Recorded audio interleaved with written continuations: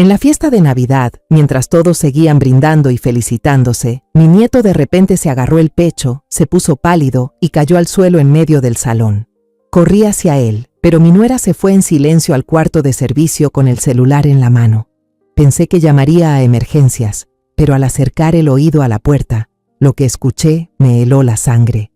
Si el hijo fuera de mi esposo muere, la herencia será para mi hijo, ¿cierto? Unos días después, los padres de ella vinieron a tocar la puerta de mi casa para disculparse en su nombre. Pero antes de continuar, asegúrate de estar suscrito al canal y cuéntanos en los comentarios desde dónde estás viendo este video. Nos encantaría saber hasta dónde llegan nuestras historias de venganza. Estoy en medio de la fiesta de Navidad, con una copa de vino tinto en la mano, sonriendo satisfecha al ver a la familia reunida. Mi hijo, Diego, acababa de servirme otra copa, con los ojos brillando de alegría. Al otro lado, mi nuera, Jimena, acomodaba con cuidado un plato de galletas recién horneadas en la mesa. Bajo el árbol de Navidad, Emilio, mi nieto de 5 años, gritaba de emoción al romper el último paquete de regalos. Una montaña de juguetes nuevos lo rodeaba, pero su mirada se clavó de inmediato en otro objeto. Era un cochecito clásico de metal, del tamaño de una palma, que descansaba en las manos de su hermano mayor, Mateo. Ese coche era un regalo que Lucía, la madre biológica de Mateo y exesposa de Diego, había enviado desde Alemania. Mateo acariciaba el coche con cariño, su rostro irradiando aprecio. Emilio se puso de pie de golpe y corrió hacia su hermano, señalando con su dedito regordete. «¡Lo quiero! ¡Dámelo!». Mateo, sobresaltado, abrazó con fuerza el coche contra su pecho y negó con firmeza. «No se puede. Es un regalo de mamá Lucía. Me lo mandó desde Alemania». Al ver que su hijo no conseguía lo que quería, Jimena se acercó de inmediato. Puso una mano en el hombro de Emilio, con una voz suave como la seda, pero con un peso invisible detrás. «Mateo, tú eres el hermano mayor. Comparte con tu hermanito. Tú tienes muchos otros juguetes». Vi una sombra de tristeza cruzar el rostro de Mateo. Diego intervino enseguida, con un tono algo molesto. «Vamos, Jimena, es un regalo de Lucía, déjaselo. Emilio, mira todos los juguetes nuevos que tienes ahí, ¿los ves?». Pero Emilio no escuchaba. La negativa de su hermano y el respaldo del padre parecieron detonar la rabia del niño. Comenzó a llorar a gritos, un llanto que desgarró el ambiente cálido y se tiró al suelo, pataleando con fuerza. Jimena le lanzó a Diego una mirada afilada, luego se volvió hacia su hijo con voz empalagosa. «Está bien, ya, mi amor, mamá te lo va a conseguir». Dicho eso, se dirigió directamente hacia Mateo. El niño retrocedió por instinto, abrazando el regalo de su madre como si fuera un tesoro. Pero Emilio fue más rápido. Aprovechando un descuido de su hermano, se lanzó sobre él y tiró con todas sus fuerzas. Mateo gritó de dolor y soltó el coche. Emilio lo agarró, riéndose a carcajadas. No se detuvo ahí. Se impulsó y empujó con fuerza el hombro de Mateo, haciéndolo tambalear. La paciencia de Mateo finalmente se rompió. Furioso por haber perdido su regalo preciado, Mateo corrió tras su hermano. «¡Devuélvemelo, Emilio!». El niño dio apenas unos pasos cuando se detuvo en seco. Sus pequeñas manos se aferraron al pecho. Su rostro, antes sonrosado, palideció. Su respiración se volvió rápida y difícil. Se tambaleó como una hoja al viento y se desplomó sobre la alfombra blanca del salón. Grité, un grito desesperado desde lo más profundo del pecho. «¡Mateo!». Diego corrió hacia su hijo, con el rostro pálido del miedo. Comenzó a aplicar maniobras de primeros auxilios, esas que sé que aprendió después del diagnóstico de cardiopatía congénita de Mateo. «¡Llamen a emergencias! Jimena, ¿dónde está tu teléfono? ¡Llama a emergencias!», gritó con la voz quebrada por la desesperación. Pero Jimena no se movió. Observaba la escena con una calma escalofriante. Su mirada era vacía, helada. Echó un vistazo a su teléfono, que estaba sobre la mesa de centro, lo tomó en silencio y caminó rápidamente hacia la despensa, cerrando la puerta tras de sí. En medio del caos, pensé que tal vez buscaba un lugar tranquilo para llamar a emergencias. Corrí tras ella, con la intención de preguntarle si la ambulancia ya venía. pero al acercar mi oído a la gruesa puerta de madera, escuché algo que me heló la sangre. Era la voz de Jimena, grave, apresurada, pero absolutamente libre de pánico. «Licenciado, tengo algo urgente. Si ese hijo bastardo muere, la herencia será para mi hijo, ¿verdad?» Un escalofrío me recorrió la espalda, no por el viento helado que entraba por la puerta, sino por las palabras que salieron de detrás de esa puerta de madera. Cada palabra, cada sílaba, era como una aguja de hielo que se clavaba directo en mi corazón. Me quedé paralizada, di varios pasos hacia atrás y casi me caigo. Afuera, la voz de Diego llamando a su esposa con desesperación se hacía cada vez más fuerte. «Jimena, ¿dónde estás? ¿Ya llamaste a la ambulancia?» Unos 5 minutos después, la puerta del cuarto de almacén se abrió de golpe. Jimena salió corriendo, y ahora era una persona completamente distinta. El rostro pálido, los ojos enrojecidos, la voz tan alterada que casi se quebraba. «Aquí estoy. Acabo de llamar a la ambulancia. ¡Ya vienen!» Corrió hacia Mateo, se arrodilló y montó una escena de dolor perfecta. Acariciaba el rostro pálido del niño mientras lloraba desconsoladamente. Con el sonido de la sirena de la ambulancia acercándose, yo solo podía quedarme ahí, paralizada, mirando a mi nuera con un asco que jamás había sentido antes. Estaba sentada en una banca dura al lado de la camilla, apretando con fuerza la mano pequeña y helada de Mateo. El niño yacía ahí, su pecho frágil apenas se movía con la ayuda del respirador, el rostro más blanco que una hoja. La sirena gemía sin parar, rompiendo el silencio de la noche navideña, y también mi mente. Ese sonido agudo y prolongado era como una llave maldita, abriendo de golpe una puerta que había intentado mantener cerrada durante 6 años. Mi mente volvió a una tarde de verano, 6 años atrás. Mi esposo, Ricardo, estaba en el jardín, concentrado en podar sus rosales David Austin, los que más amaba. Mientras lo hacía, silbaba una melodía vieja. Al verme salir al porche, levantó la mirada. Su sonrisa cálida e inconfundible iluminó su rostro curtido por el sol. Pero de pronto, esa sonrisa desapareció. Soltó las tijeras de repente, se tomó la cabeza con ambas manos y cayó desplomado sobre el césped. Yo también estuve una vez en una ambulancia como esta. También escuché esa sirena que me partía el alma. Y entonces lo perdí para siempre. Para mí, ese sonido será por siempre un canto fúnebre. La ambulancia giró bruscamente en una intersección. El sacudón me devolvió brevemente a la realidad. Apreté más fuerte la mano de Mateo, como si con eso pudiera pasarle un poco del escaso calor que me quedaba. Pero los recuerdos volvieron como una avalancha imparable, llevándome otra vez. Después de la muerte de Ricardo, la casa grande se volvió insoportablemente vacía. La vendí y me mudé con Diego. En ese entonces, Diego y Lucía acababan de divorciarse, una separación civilizada. Todavía recuerdo las cenas de los domingos. Aunque ya no eran esposos, Lucía seguía viniendo, siempre con una cajita de flan de coco que a Mateo le encantaba. Se quedaba por horas, repasando con Diego las tareas del niño, explicándole con paciencia los ejercicios más difíciles. No se separaron por falta de amor, sino por el trabajo de Lucía. Era una arquitecta talentosa, una estrella en ascenso. Los viajes internacionales que duraban meses terminaron por desgastar su matrimonio. Mateo se quedó con su papá y conmigo, pero hablábamos seguido por videollamada con Lucía, para que el niño nunca sintiera que le faltaba su mamá. Un año después de que me mudé, Diego trajo a Jimena a casa por primera vez. Ella apareció en la puerta como un ángel, con una canasta de pastel de manzana recién horneado en las manos. Podía quedarse horas escuchándome repetir una y otra vez las historias sobre Ricardo, sin mostrar ni una pizca de aburrimiento. Con Mateo era dulce. Le leía cuentos todas las noches. Le enseñaba con cuidado cómo mezclar las acuarelas. Yo, ingenuamente, creí que Dios por fin nos sonreía, que nos había mandado una mujer buena para llenar el vacío que la vida nos dejó. Pero luego nació Emilio, y la máscara perfecta empezó a resquebrajarse. Recuerdo perfectamente el día que Jimena volvió del hospital. Mateo corrió emocionado hacia ella, extendiendo sus manitas, queriendo tocar a su hermanito. Jimena levantó a Emilio y dio un paso atrás de inmediato, con una voz fría y distante. «Cuidado con esas manos sucias, me vas a enfermar».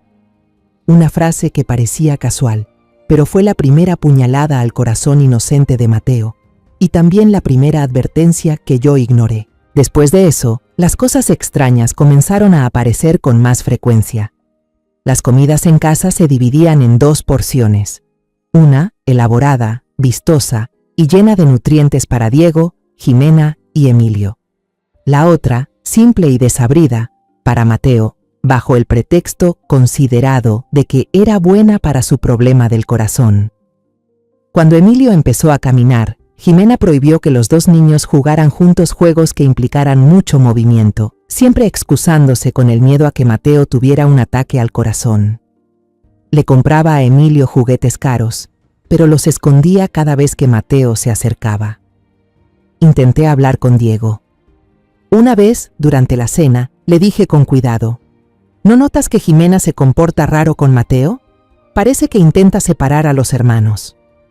Diego solo movió la mano con desgano y contestó con cansancio: «Mamá, es que está ocupada con Emilio. Criar a un bebé ya es bastante difícil. Igual ella cocina y le lava la ropa a Mateo, lo cuida bien». Mi hijo estaba cegado por la falsa dulzura de Jimena. El dolor dentro de mí llegó al límite una tarde de otoño. Vi a Mateo sentado solo en el columpio del jardín, sus piecitos colgando sin tocar el suelo. El niño miraba en silencio hacia el frente, donde Jimena reía feliz mientras jugaba a lanzar la pelota con Emilio. Al verme, Mateo se giró. Tenía los ojos grandes, puros pero tristes. Me hizo una pregunta que hasta hoy, cada vez que la recuerdo, me aprieta el corazón como si alguien lo estrujara. «Abuela, ¿es porque no soy el hijo de verdad de mamá Jimena que ella no me quiere tanto como a Emilio?» El chirrido agudo de unos frenos me sacó de aquel recuerdo doloroso. La puerta trasera de la ambulancia se abrió. Las enfermeras empujaron rápidamente la camilla de Mateo hacia adentro. El pequeño cuerpo de mi nieto desapareció detrás de las grandes puertas blancas con el letrero «Sala de urgencias». Las puertas se cerraron de golpe, dejándolo en un mundo de máquinas y vida frágil, mientras nosotros quedábamos fuera, atrapados en un mundo de espera y un miedo paralizante. Diego intentó seguirlo, pero una enfermera le levantó la mano para detenerlo, con una mirada firme pero compasiva. Desesperado, mi hijo se giró y golpeó con fuerza la pared al lado. El ¡pum! Seco resonó por el pasillo vacío del hospital, un sonido de absoluta impotencia. Jimena corrió de inmediato hacia él, abrazando su brazo tembloroso, con la voz quebrada y entre sollozos. «Amor, por favor, cálmate. Los doctores van a salvarlo. Tienes que confiar en ellos. Nuestro Mateo va a estar bien». Lo actuó tan bien que algunas personas en la sala de espera nos miraron con compasión. Pero para mí, cada palabra de consuelo suya sonaba falsa. Cada lágrima que bajaba por su mejilla me resultaba repugnante. Me tambaleé hasta una fila de sillas plásticas frías y me senté. No dije ni una palabra. Solo fijé la vista en esas puertas cerradas, como si con mi mirada pudiera atravesarlas para estar con mi nieto. El olor penetrante del desinfectante del hospital invadía mis fosas nasales, fuerte y molesto, revolviéndome el estómago con náuseas. Cada segundo pasaba como un siglo. Cada paso apresurado por el pasillo hacía que mi corazón se encogiera, solo para caer otra vez en la decepción. Diego sacó el celular, caminando de un lado al otro frente a la sala de urgencias como un animal enjaulado. Marcó un número y supe de inmediato a quién llamaba. Escuché su voz entrecortada por el teléfono, ronca. «Lucía, soy yo, Mateo. El niño está en urgencias, en el hospital central de la ciudad». Eché un vistazo a Jimena. Tal como lo imaginé, al escuchar el nombre de Lucía, un destello de molestia, afilado como una navaja, cruzó por sus ojos. Solo duró una fracción de segundo, pero alcancé a verlo. De inmediato fue reemplazado por una expresión de preocupación y dolor, pero yo sabía que, debajo de esa máscara, ella estaba furiosa. Diego colgó la llamada y se dejó caer en la silla junto a mí, con las manos enredadas en su cabello ya despeinado. Los dos guardamos silencio, cada uno atrapado en su propia angustia, él preocupado por la vida de su hijo, y yo, además de eso, cargando con un secreto espantoso que acababa de escuchar. Más de una hora después, que se sintió como una eternidad, la puerta de la sala de urgencias finalmente se abrió. Un médico de mediana edad, con el rostro visiblemente agotado pero los ojos aún alertas, salió. Se quitó la mascarilla médica, nos miró y preguntó: ¿Quién es familiar de Mateo García? Nos pusimos de pie casi al mismo tiempo y corrimos hacia él. El doctor, que tal vez se llamaba Ramírez, según el gafete en su bata, levantó la mano para calmarnos. Hemos logrado estabilizarlo. El infarto ha pasado. El niño está fuera de peligro. Sentí un alivio recorrer todo mi cuerpo. Diego exhaló con fuerza. Las piernas le flaquearon. Casi se desploma si no lo hubiera sostenido. Jimena se llevó la mano al pecho. Cerró los ojos como si agradeciera sinceramente a Dios. Una actuación perfecta. Pero el doctor continuó, y su tono se volvió más grave. Sin embargo, hay un problema. Debido a la falta de oxígeno en el corazón durante un tiempo, se han producido ciertos daños. Necesitamos mantenerlo en cuidados intensivos para observarlo durante los próximos días. ¿Daños?, murmuró Diego, y el alivio que había en su rostro desapareció de inmediato, reemplazado por un nuevo temor. ¿Los daños son graves, doctor? ¿Tendríamos que haber hecho algo mejor? El doctor Ramírez lo miró con compasión. La familia hizo muy bien en darle los primeros auxilios, solo que... Debo decir que si el niño hubiera llegado al hospital 5 minutos antes, aunque sea 5, el daño al miocardio se habría reducido considerablemente. En estos casos, cada segundo cuenta. 5 minutos. Las palabras del doctor fueron como un martillazo invisible directo a mi pecho. 5 minutos. Exactamente el tiempo que Jimena estuvo en la bodega. El tiempo que usó para llamar a su abogado en lugar de una ambulancia. Esos 5 minutos fatales causaron daños permanentes en el frágil corazón de mi nieto. Diego apoyó la cabeza en mi hombro, con la voz llena de remordimiento. Es mi culpa. Todo es mi culpa. Debí llamar de inmediato. Me paralicé por el pánico. De inmediato, Jimena intervino apresurada, con la voz temblorosa como si fuera a llorar. No fue culpa tuya. Yo traté de llamar lo más rápido posible. Pero como era Nochebuena, tal vez la red estaba colapsada. Me costó muchísimo comunicarme. Lo siento. No dije nada. Simplemente levanté la cabeza lentamente y miré a Jimena a los ojos en silencio. Por un instante, nuestras miradas se cruzaron. Volqué todo mi desprecio, mi repulsión y mi acusación muda en esa mirada. Ella vaciló. Fue la primera en desviar la vista. Se giró rápidamente, evitando mi mirada como si le quemara. Esa noche, Diego decidió quedarse en el hospital. Me dijo que debía regresar a casa a descansar, ya que el día siguiente sería largo. Antes de irme, pedí permiso a la enfermera para ver a Mateo un momento.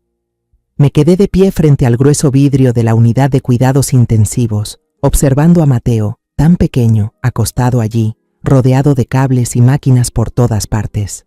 El sonido regular del monitor cardíaco, bip, bip, era el único ruido en la habitación. Las palabras del médico, la mentira descarada de Jimena y la cruel pregunta que le escuché hacer por teléfono, todo se mezclaba en mi cabeza, formando una verdad fría, clara como el día. Mi nuera había retrasado intencionalmente la atención médica de mi nieto, todo por su codicia sin límites. No le diré nada a Diego por ahora. Él está demasiado devastado, y mis palabras en este momento solo sonarían como una acusación sin fundamentos, la amargura de una suegra. Necesito pruebas. Conduje de regreso a casa en un estado de vacío, con las manos aferradas al volante sin sentir nada.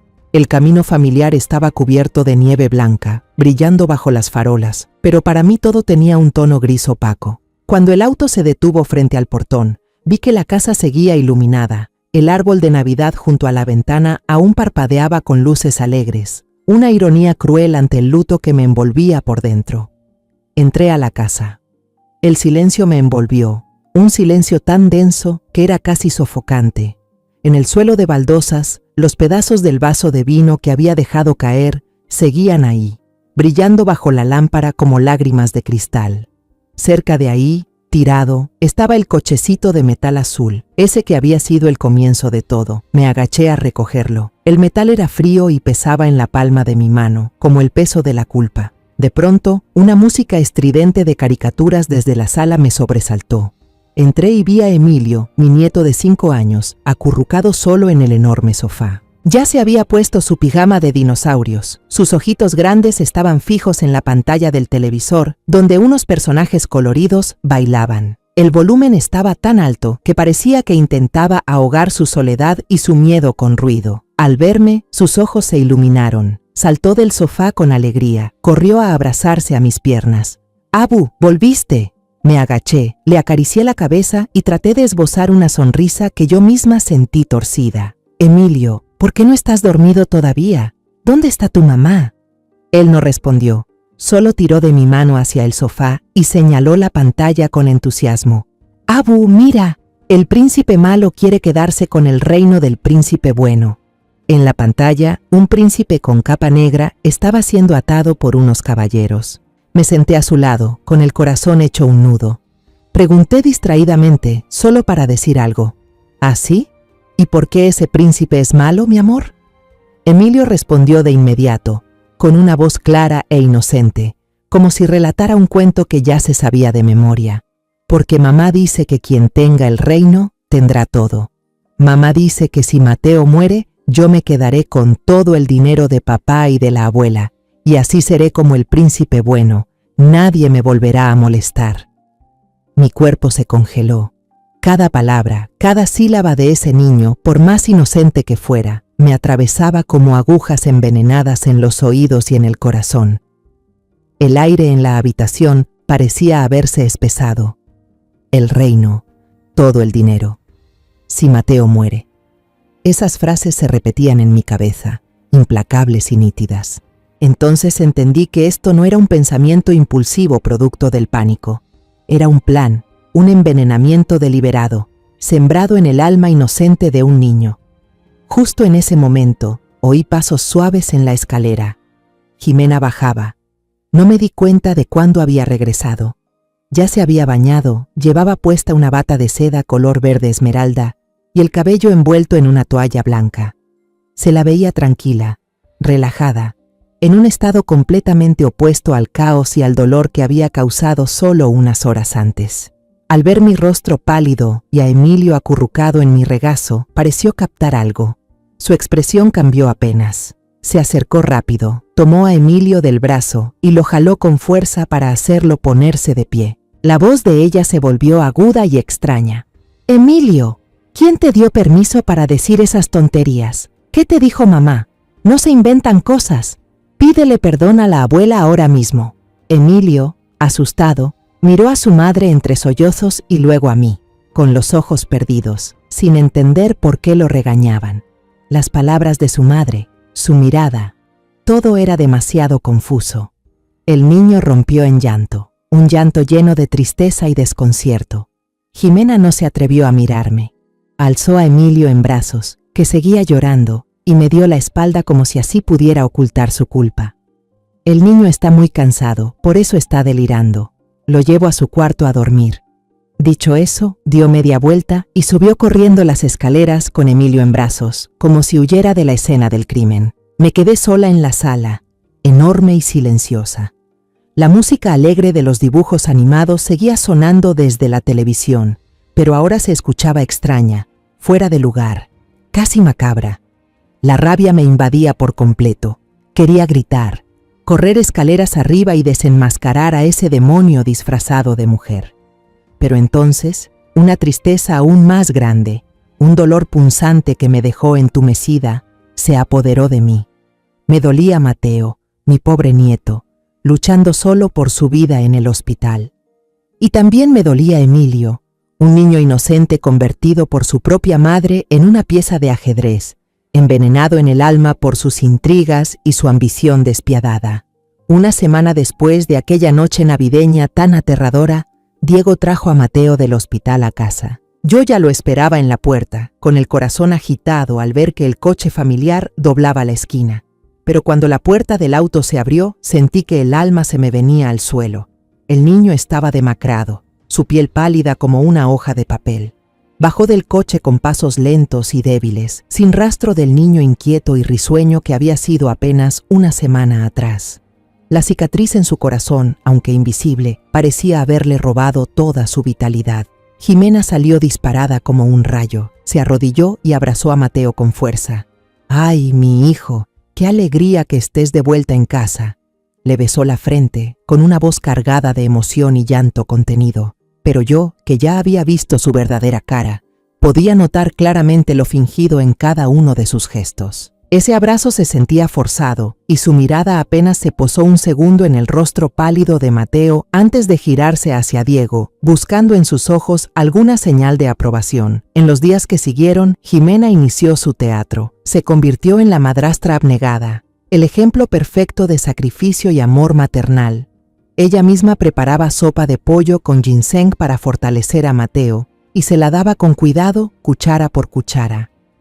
Pasaba horas sentada junto a su cama, leyéndole cuentos con una voz dulce y envolvente. Cada hora tomaba su temperatura y anotaba todo meticulosamente en una libreta. Frente a Diego, era la madrastra perfecta, intachable. Pero yo ya no era la doña Elena ingenua de antes. El secreto espantoso que conocía me había transformado en alguien distinta, una observadora silenciosa, atenta a cada detalle. Y lo veía todo. Veía cómo Jimena dejaba la puerta del cuarto de Mateo entreabierta cuando le leía cuentos, solo para que Diego, al pasar, pudiera oír su voz dulce. También veía que, cuando creía que nadie la observaba, dejaba la bandeja de sopa sobre la mesa con brusquedad, salpicando todo, con una expresión de fastidio en la cara. Vi incluso la mirada helada que le lanzaba a Mateo cuando tosía, una mirada cargada de molestia. Yo sabía que no podía soportar esa farsa ni un día más. Tenía que actuar antes de que fuera demasiado tarde. Y entonces llegó la oportunidad. La mañana del cuarto miércoles, desde que Mateo salió del hospital, Diego debía llevar al niño a su chequeo médico. Al mismo tiempo, Jimena dijo que tenía una reunión de emergencia con los padres en el kinder de Emilio. Una coincidencia demasiado perfecta. La casa estaría solo para mí durante al menos 2 horas. En cuanto el coche de Diego desapareció tras el portón, actué de inmediato. Fui a mi habitación, abrí el cajón del armario y saqué la vieja libreta de contactos de mi esposo, Ricardo. Las páginas estaban amarillentas por el tiempo, pero los nombres y los números que contenía representaban toda una red de relaciones que él había construido con esfuerzo. Pasé rápidamente hasta la letra B y encontré el nombre que buscaba, Ernesto Vega, técnico en seguridad. Ernesto era un viejo amigo de Ricardo, un experto en sistemas de seguridad en quien mi esposo confiaba plenamente. Marqué el número, con el corazón latiendo con fuerza en el pecho. Después de 2 timbres contestaron. Una voz grave y familiar dijo: «Hola, Vega al habla». Respiré hondo para intentar calmar mi voz temblorosa. «Tío Ernesto, soy yo, Elena, la esposa de Ricardo. Necesito tu ayuda con algo urgente. Quiero instalar unas cámaras en la casa, que sean pequeñas, inalámbricas, y tienen que estar listas esta misma mañana».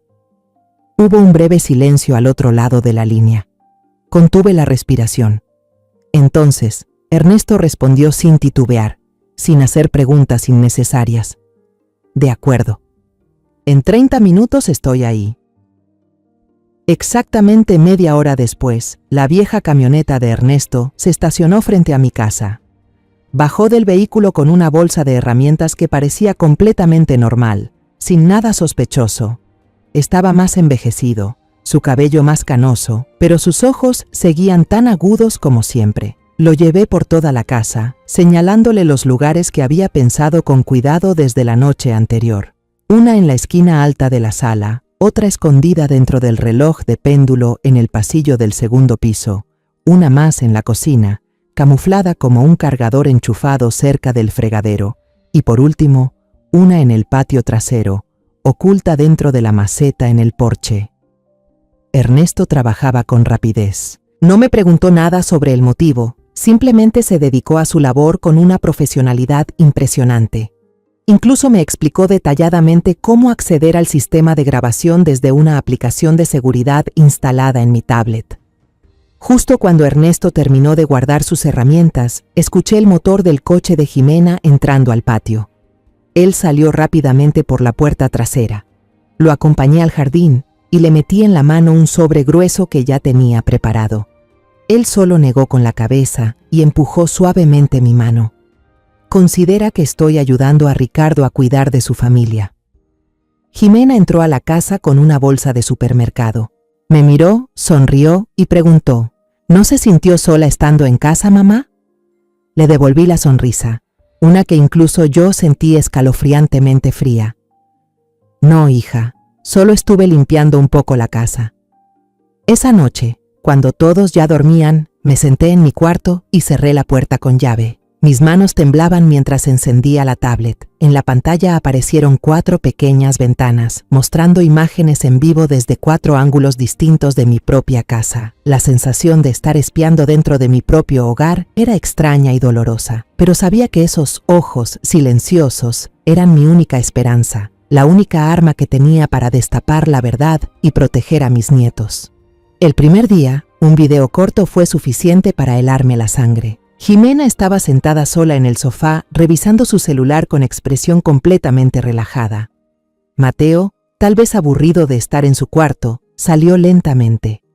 El niño no hizo ruido, solo llevaba un libro para colorear y una caja de lápices, y se sentó en silencio en una esquina de la alfombra, bien lejos del lugar donde estaba su madrastra. Jimena ni siquiera levantó la cabeza, pero yo vi claramente en la cámara de gran angular que sus ojos se desviaron rápido hacia Mateo. No fue una mirada normal. Fue una mirada afilada como una navaja, llena de irritación y odio sin disimular, como si la presencia del niño en el mismo espacio ya fuera una ofensa para ella. El segundo día, la evidencia fue más clara. Por la tarde, Jimena y Emilio estaban jugando a corretear en el patio trasero. La risa cristalina de Emilio resonaba. Mateo, quizás sintiéndose un poco mejor, abrió con timidez la puerta de vidrio y salió al porche, con los ojos llenos de ganas de jugar juntos. Emilio lo vio, agitó la mano con alegría y corrió hacia él. Pero Jimena actuó de inmediato. Caminó rápido y jaló a Emilio hacia atrás. Encendí el sonido de inmediato y escuché su voz, dulce de una manera venenosa. Emilio, ¿no recuerdas que el doctor dijo que Mateo tiene que descansar? Si corres y juegas así y él se cansa y se desmaya otra vez, ¿qué pasará? En ese momento te van a echar la culpa a ti, ¿entiendes? Emilio, asustado, asintió deprisa. Le pidió perdón a su hermano en voz baja y luego entró a la casa. Mateo se quedó solo en el patio, mirando cómo su hermanito se alejaba, con los hombros pequeños caídos. Todo su mundo parecía derrumbarse en ese instante. El tercer día, presencié la escena que más me aterrorizó. Al mediodía, Diego llevó a los 2 niños a la librería, y Jimena dijo que no se sentía bien, y se quedó en casa a descansar. Ella creía que no había nadie en casa. En la cámara de la cocina la vi apoyada en la encimera, con un vaso de agua en la mano. Sacó el teléfono y marcó un número familiar. Reconocí que era el número del abogado al que había llamado la noche de Navidad. Su voz era pareja, sin una pizca de emoción, fría como el hielo. Hola, señor, llamo para confirmar algo. En caso de que ese niño no sobreviva por complicaciones de su enfermedad del corazón, el testamento de mi esposo transfiere automáticamente toda su parte de los bienes a mi hijo. ¿O tenemos que hacer algún otro trámite legal? Tras escuchar en silencio la respuesta del otro lado durante un momento, esbozó una sonrisa fría, una sonrisa satisfecha y cruel. Bien. Solo quería que todo quedara claro. Gracias. Colgó. Se bebió el vaso de agua de un trago y actuó como si nada hubiera pasado. Pero el punto más repugnante de todo llegó la noche del 4.º día. Esa noche, Diego tenía una cita con un socio y regresaría tarde. Después de acostar a los 2 niños, Jimena volvió a su habitación. Yo la seguí por la cámara del pasillo, escondida dentro del viejo reloj de pared. No entró de inmediato, sino que se apoyó en la pared justo frente a la puerta y llamó por video a una amiga. Mientras se limaba las uñas, se quejaba con voz cansada. Tú no lo entiendes. Vivir con el hijo de otra persona es realmente un infierno. Cada vez que lo veo rondar por ahí, solo deseo que desaparezca de mi vista. Es como si estuviera cargando con una deuda que no es mía. Hizo una pausa. sopló sobre las uñas recién pintadas y luego soltó una risita que me puso los pelos de punta. Pero la verdad, quizá el destino me ayude. Ese niño tiene una enfermedad del corazón de nacimiento. El doctor dijo que su corazón quedó dañado para siempre después de esa noche de Navidad. Ojalá le dé otro ataque y se muera de una vez. Así me quito un peso de encima. Entonces todo lo de Diego, esta casa, su empresa, todo será de mi hijo. La vida sería mucho más fácil. Su risa aguda y aterradora sonó a través del pequeño altavoz de la tableta y se me clavó en el pecho. Tuve que presionar pausa. La mano con la que sostenía la tableta me temblaba sin control, no de miedo, sino de una rabia brutal que estaba explotando en mi pecho. Las náuseas me subieron por la garganta. Aquí estaba. Esta era la prueba irrefutable. Este era el verdadero rostro de mi nuera, un demonio disfrazado de persona, alguien de sangre fría que día y noche rezaba para que mi nieto muriera. Después de aquella noche fatídica, no pude pegar un ojo. Me quedé sentada así, en la oscuridad de la habitación, mirando fijamente la pantalla apagada de la tablet, pero en mi cabeza las imágenes y palabras repugnantes de ella se repetían una y otra vez. La furia ya había pasado, dejando lugar a una determinación fría. Un plan empezó a tomar forma en mi mente, claro y despiadado, exactamente como ella había planeado su futuro sobre el dolor de mi nieto. A la mañana siguiente, durante el desayuno, traté de sonreír con naturalidad. Miré a Diego, luego a Jimena, quien con mucho cuidado le servía la comida a Emilio, y dije con tono alegre: Mateo ya lleva casi 2 semanas en casa. Gracias a Dios su salud ha mejorado bastante. Creo que deberíamos hacer una fiestecita este fin de semana, para celebrar que se está recuperando y también para agradecer a la familia y los vecinos que estuvieron pendientes durante todo este tiempo. Diego lo apoyó de inmediato. Su rostro se relajó después de tantos días de tensión. ¡Qué buena idea, mamá! Hace mucho que no tenemos una reunión. Yo me encargo de encargar el catering y contratar la banda. Jimena también sonrió, una sonrisa perfecta, sin una sola grieta. ¡Qué maravilla! Yo ayudo a mamá con el menú y la decoración de la casa. Deberíamos hacer ese flan de caramelo que tanto le gusta a Mateo. Ella se mostraba como la madrastra perfecta, tan atenta que nadie podía sospechar nada. Estaba tan metida en su papel, sin darse cuenta de que el telón estaba por caer. Asentí con la cabeza, pensando por dentro: sigue actuando, esta será tu última función. Los días siguientes, toda la casa se llenó de ambiente festivo. Jimena y yo fuimos juntas al supermercado, escogimos flores, limpiamos la casa. Ella se mostró muy entusiasta y colaboradora. La observé mientras hablaba por teléfono con su madre, doña Salgado, emocionada contándole sobre la fiesta y pidiéndole que usara su vestido más bonito. Estaba disfrutando cada segundo de su papel como la esposa ejemplar, la madrastra amorosa, la que había salvado a la familia de la tormenta. Mientras tanto, yo hacía lo mío en silencio. Durante el día, era una abuela sonriente, pero por la noche, me pasaba horas frente a la computadora. Editaba cuidadosamente los fragmentos más importantes de los videos, los recortaba y copiaba en un pequeño USB. Una tarde, cuando Jimena llevó a Emilio a su clase de natación, aproveché para probar conectar mi computadora al televisor de pantalla grande del salón. Todo funcionaba perfecto. El audio, nítido. La imagen, impecable. Yo misma escribí cada invitación a mano. La que mandé a la familia Salgado, la escribí con especial esmero, con la frase: esperamos que nos acompañen para compartir y presenciar el amor que su hija ha dado a esta familia. Quería que estuvieran ahí, que vieran con sus propios ojos cómo su hija había amado a esta familia. También llamé personalmente a algunos vecinos cercanos, los que habían visto a Mateo crecer desde chiquito, y a la antigua tutora del niño. Quería testigos imparciales, personas que no se dejaran engañar por lágrimas de cocodrilo.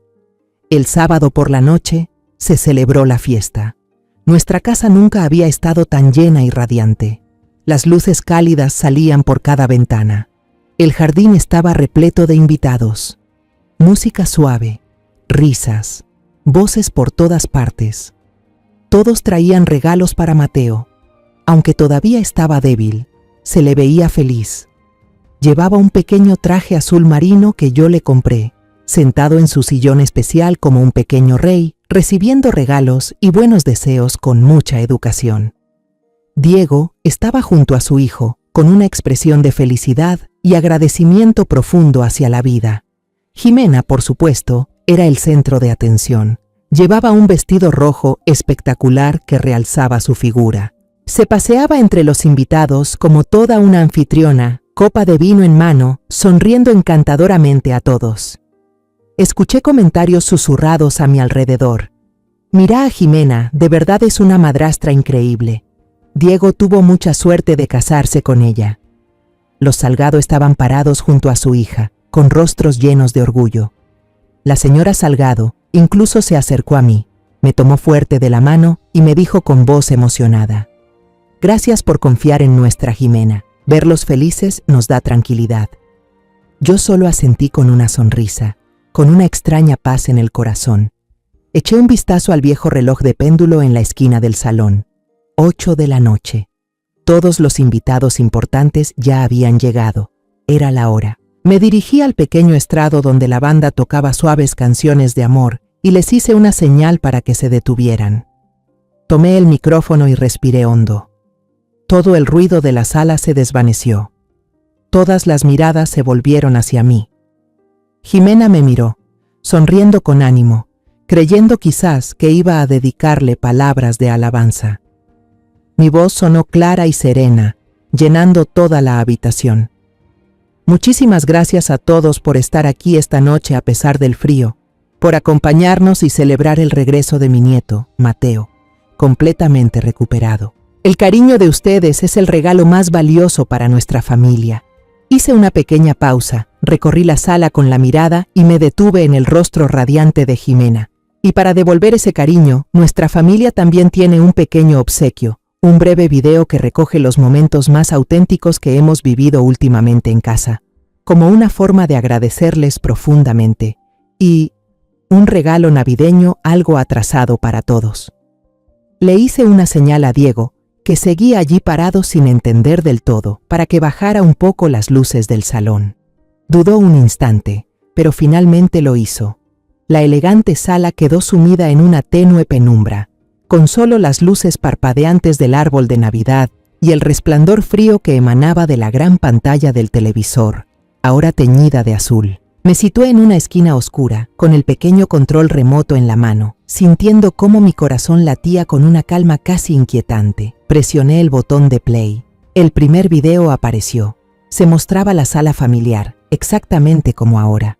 Jimena sentada en el sofá, revisando el celular con desinterés. Mateo salía del dormitorio y se sentaba en silencio sobre la alfombra. Entonces, la cámara hacía un zoom al rostro de Jimena. Su mirada fría, llena de desprecio hacia el niño inocente, se agrandaba en la pantalla, nítida. La música alegre de la fiesta parecía apagarse de golpe. Algunos murmullos de sorpresa comenzaron a surgir entre los invitados. Vi a Jimena, de pie junto a su esposo, con la sonrisa congelada y los ojos muy abiertos, llena de confusión. El segundo video comenzó de inmediato. Era en el patio trasero. Jimena tomaba a Emilio del brazo y le susurraba al oído. El audio, que yo había amplificado adrede, se escuchaba con total claridad en el silencio del lugar. La gente va a culparte otra vez. Todos voltearon instintivamente a mirar a Emilio, que en ese momento se refugiaba junto a su abuela. El niño, confundido, no entendía por qué todos lo miraban. Sus ojos inocentes reflejaban desconcierto. La señora Salgado se agachó para abrazar fuerte a su nieto, y en su mirada hacia su hija ya comenzaba a notarse la duda. Pero eso apenas era el comienzo. El tercer video apareció mostrando la cocina. La voz helada de Jimena se escuchó sin emoción, como si estuviera leyendo un informe financiero. Si ese niño no sobrevive, ¿el testamento transfiere automáticamente toda su parte a mi hijo? Un fuerte sonido de vidrio al romperse retumbó en la sala. El señor Salgado, padre de Jimena, un hombre siempre sereno y correcto, había dejado caer su copa de vino. Los pedazos de cristal se esparcieron por el suelo. Su rostro se puso pálido mientras miraba la pantalla y luego a su hija. A su lado, la señora Salgado estaba blanca como un papel. Se llevó una mano a la boca, los ojos desorbitados, incapaz de creer lo que veía. Diego estaba paralizado junto a su esposa. Se volvió lentamente hacia ella, y su mirada ya no mostraba dudas, sino un terror absoluto, como si estuviera viendo a un monstruo que nunca antes había conocido. Y entonces, la última parte, el video que lo terminaba todo. La pantalla cambió al pasillo del piso de arriba. Jimena aparecía en pijama, pintándose las uñas con total tranquilidad mientras se reía con una amiga por videollamada. Y luego, esa frase que jamás olvidaré retumbó, clara y espeluznante en cada sílaba. Ojalá le dé otro ataque al corazón y se muera de una vez. Toda la sala se sumió en un silencio mortal. El aire se volvió tan denso que parecía que se podía cortar. Nadie se atrevía a respirar fuerte. Todos los halagos, todas las miradas de admiración de hacía unos minutos, se transformaron en desprecio y asco. Jimena se quedó ahí parada, pálida como una hoja de papel. El vestido rojo y elegante que llevaba ahora se veía irónicamente fuera de lugar. Sus labios temblaban, se movían, pero no lograban pronunciar palabra alguna. Don Salgado fue el primero en romper ese silencio aterrador. Dio un paso al frente, su imponente figura temblando de rabia. Su voz sonaba ronca. «Jimena, ¿qué has hecho?» La pregunta de su padre fue como una bofetada que la despertó. Miró a su alrededor y por primera vez realmente vio. Vio las miradas de repulsión de los vecinos, la decepción y vergüenza en los ojos de sus padres y por encima de todo, la mirada destrozada de Diego.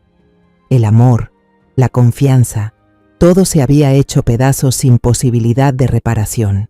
Ella rompió en llanto, un llanto ahogado, pero no era de injusticia, era el llanto de una culpable expuesta, lleno de vergüenza y desesperación. Se dio la vuelta y, presa del pánico, tumbó la bandeja de postres sobre la mesa. Pasteles y frutas volaron por todas partes. Luego salió corriendo. Salió de la casa, desapareciendo en la fría oscuridad de la noche, como un animal herido que busca dónde esconderse. Doña Salgado, incapaz de soportar el golpe, se dejó caer en una silla y sollozó desconsoladamente. Don Salgado, un hombre siempre orgulloso, ahora agachaba la cabeza mientras se acercaba a mí y a Diego. Su voz se quebró por la vergüenza. «Señora Elena, Diego, les pedimos perdón. De verdad, lo sentimos por no haber sabido criar a nuestra hija». Los invitados comenzaron a irse en silencio, sin despedirse, sin consolar a nadie. Solo negaban con la cabeza y salían de esa casa que se desmoronaba. La fiesta terminó en ruinas. Al final, solo quedamos nosotros, mi familia, en medio del desastre. Diego se dejó caer en el sillón donde antes estaba sentado Mateo, se tapó la cara con las manos y sus anchos hombros temblaban. Mateo, aunque no entendía del todo lo que ocurría, percibía la tensión y el dolor de todos. Se acercó con timidez a su padre y puso su pequeña mano sobre su brazo. Yo me acerqué también, le puse la mano en el hombro a Diego. No dije nada, porque sabía que no existía palabra capaz de calmar ese dolor. Esa noche nadie pudo dormir en esa casa. Diego permaneció inmóvil en la sala hasta el amanecer, rodeado de decoraciones rotas y platos de comida sin terminar. Se quedó allí, en silencio, como una estatua, con la mirada fija en el vacío, donde apenas unas horas antes estaba la imagen de una familia feliz. Le preparé una taza de té de manzanilla caliente, esperando que lo ayudara a calmarse. La tomó entre sus manos. El calor se extendía, pero no bebió. Solo la dejó enfriar en sus dedos. A la mañana siguiente, Diego parecía haber envejecido 10 años. Las arrugas se marcaban más en sus ojos. Su cabello, que siempre llevaba bien peinado, ahora estaba revuelto, con algunas canas que nunca le había visto. Se duchó en silencio, se afeitó y se vistió con un traje impecable. Antes de salir por la puerta, me dijo una sola frase, con una voz plana, sin emoción, pero yo sabía que dentro de él, rugía una tormenta. «Mamá, cuida a los niños por mí. Necesito ir a la oficina del abogado. Se fue todo el día. La casa quedó en un silencio aterrador. Emilio se despertó y no paraba de preguntar por su mamá. Solo pude mentirle diciendo que tuvo que irse de viaje por trabajo, una mentira que me dolió hasta el alma. El niño parecía percibir que algo no iba bien. Se volvió callado, se sobresaltaba con facilidad y pasaba el día pegado a mis pies. Mateo, en cambio, mostraba una madurez inusual para su edad. No preguntaba nada, solo se sentaba en silencio junto a su padre cuando éste regresaba por la tarde, y colocaba su mano sobre la de él, como una forma de consuelo silencioso. Al atardecer, Diego regresó a casa y dejó sobre la mesa un expediente grueso. Era la solicitud de divorcio unilateral y una petición de custodia total. Dentro había una memoria USB con videos, pruebas irrefutables de la crueldad de la mujer que alguna vez amó. Me miró con los ojos cansados pero decididos. No puedo permitir que Emilio crezca con una madre que le enseña a desear la muerte de su hermano, mamá. Unas semanas después, en una tarde lluviosa y triste, sonó el timbre. Eran los señores Salgado. Estaban bajo el alero, empapados, luciendo demacrados y envejecidos. El dolor y la vergüenza los habían consumido. La señora Salgado traía una canasta con pasteles caseros, el postre favorito de Emilio.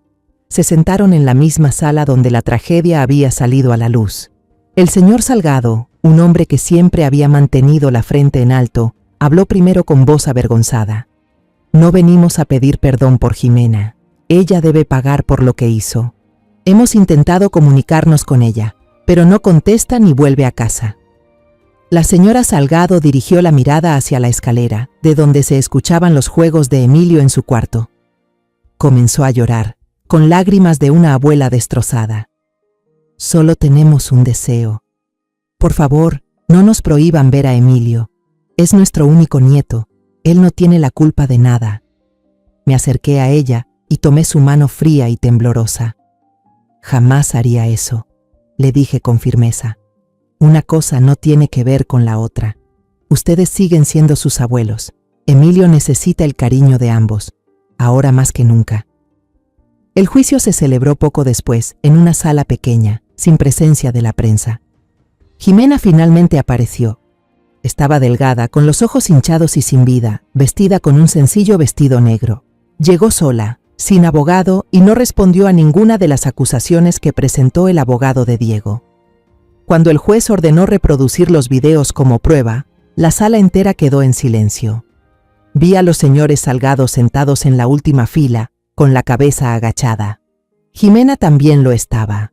Miraba fijamente sus manos entrelazadas sobre las piernas. Los hombros le temblaban. El resultado no fue una sorpresa. El tribunal otorgó a Diego la custodia total de Mateo y Emilio. Los bienes compartidos fueron divididos conforme a la ley, pero Jimena no recibió ninguna parte de los que pertenecían a Diego o a los hijos, como castigo por su conducta inmoral. Antes de concluir, la jueza, una mujer de mirada severa pero compasiva, le hizo una última pregunta a Diego. ¿Acepta que la señora Jimena tenga derecho a visitar al hijo que tienen en común, Emilio García? La sala entera contuvo el aliento. Todas las miradas se centraron en Diego. Él guardó silencio un largo momento, con la mirada perdida. Luego volvió el rostro hacia Jimena, que por primera vez se atrevía a levantar la cabeza, con los ojos llenos de lágrimas. Asintió y respondió con voz clara. Sí, su señoría, pero con la condición de que esas visitas sean supervisadas, hasta que yo tenga la certeza de que ella no volverá a sembrar pensamientos dañinos en la mente de mi hijo. Una lágrima recorrió la mejilla de Jimena. No era la lágrima de arrepentimiento que yo esperaba. Tal vez era de asombro, porque no imaginaba que, después de todo lo que había hecho, ese hombre aún le dejara una salida, un último gesto de misericordia. Salimos del tribunal. El cielo, después de la lluvia, estaba extrañamente despejado. La luz cálida del sol iluminaba nuestros hombros. La carga que había oprimido a nuestra familia por tanto tiempo, por fin se había desvanecido. El orden fue restablecido, pero yo sabía que el camino para sanar las heridas aún sería muy largo. 6 meses pasaron, tan rápido como un parpadeo y tan largos como un siglo. La primavera llegó. trayendo de vuelta el calor y la vida.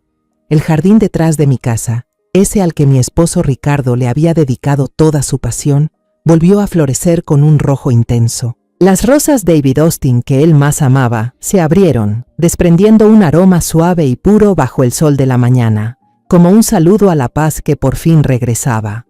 Nuestra vida poco a poco fue recuperando su ritmo. La casa volvió a llenarse de risas, pero esta vez no eran carcajadas forzadas durante cenas fingidas, sino risas reales, limpias e inocentes de dos niños.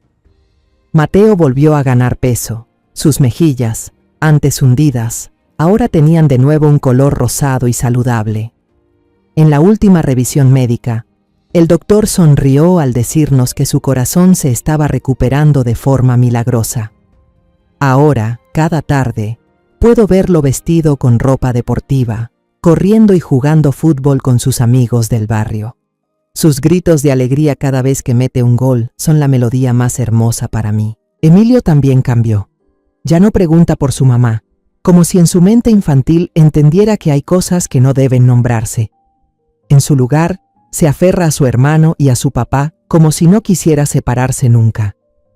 A menudo los encuentro a los dos hermanos sentados juntos en el sofá, viendo caricaturas o leyendo el mismo cómic con total concentración. El carrito de juguete azul, la prueba de aquella noche aterradora, ya no es motivo de disputas. Se ha convertido en el juguete compartido de ambos. Mateo le enseña con cuidado cómo empujar el auto sin rayarlo, y Emilio se ríe a carcajadas, feliz de compartir sus otros juguetes con su hermano. El lazo entre ellos, forjado entre las ruinas, ahora es más fuerte que nunca. Pero quien más ha cambiado, quizás, es Diego. El golpe de la traición por parte de la mujer que amaba lo derrumbó, pero también lo hizo renacer. Rechazó todos los viajes de trabajo, reorganizó su agenda para poder llegar a casa antes de la cena cada día. Ya no era un padre presente solo en cuerpo. Le enseñó a Mateo a andar en bicicleta, corriendo pacientemente detrás de él hasta que logró pedalear por sí solo. Pasaba horas en el suelo con Emilio, armando sets de Lego complicados que antes consideraba una pérdida de tiempo. Se convirtió en el padre que sus hijos merecían tener, un padre que está, que escucha y que ama. Los señores Salgado se volvieron visitantes frecuentes en nuestra casa. Cada fin de semana venían a recoger a Emilio para llevarlo al parque o a su casa a comer el pastel que tanto le gusta. Siempre traían también un regalo para Mateo, pequeños detalles pero llenos de culpa y afecto sincero. Poco a poco, la incomodidad inicial entre nosotros desapareció. Nos volvimos amigos de edad, compartiendo té y alegrías sencillas al ver crecer sanos a nuestros nietos. Una tarde de primavera, de esas hermosas, mientras la señora Salgado y yo tomábamos té en el porche y mirábamos a los niños correr sobre el césped verde, ella me contó noticias sobre Jimena. Se mudó a un pueblito en la sierra, dijo con voz pensativa y la mirada perdida en la distancia. Pidió trabajar como maestra voluntaria en una escuela para huérfanos. Los primeros meses llamaba para quejarse todo el tiempo. Decía que odiaba ese trabajo, que odiaba a los niños y odiaba la vida difícil que llevaba allá. Se detuvo un momento, bebió un sorbo de té como para calmarse. Pero últimamente su voz ha cambiado. Empezó a contarme sobre los niños que hay allá, sobre las historias tristes de cada uno. Algunos perdieron a sus padres en una inundación, otros fueron abandonados desde que nacieron. Me dijo que, por primera vez en su vida, se dio cuenta de lo afortunada que había sido y de lo tonta que fue al despreciar lo más valioso que tenía. Ya no es la Jimena que usted conocía. Ahora es más tranquila, habla poco y quizá está aprendiendo a ser una mejor persona. Me quedé en silencio, escuchando, sin decir una palabra. Ya no sentía ningún rencor, solo una extraña sensación de alivio, de paz. Tal vez, entre sus ruinas y su pérdida, Jimena por fin había encontrado un camino para redimir su alma. No le deseo suerte, pero tampoco la maldigo más. La brisa de la tarde soplaba suave, trayendo consigo el perfume tenue de las rosas por todo el jardín.